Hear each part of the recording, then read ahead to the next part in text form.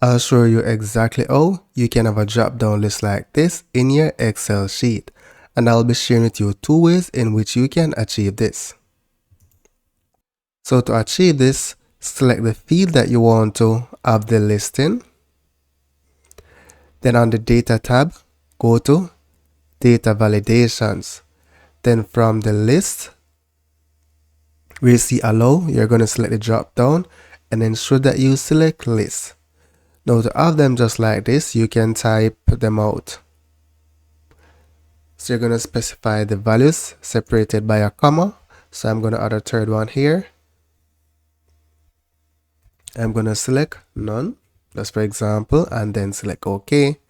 Then here when I select the drop down, you'll see the third option. Now, but what if we have a longer list?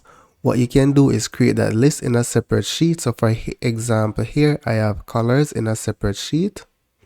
So what I'm going to do now is go to sheet 1. Ensure you select the column again.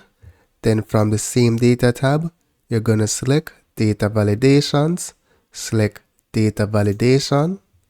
Then from the drop down, you're going to select list. And then for the source, you're going to select this little icon here. Then you're going to go to the sheet and then highlight all the values that you want to add in your drop down list. Then select enter and then select OK. Now once we go back and select the drop down, we'll see all the list of values that we selected.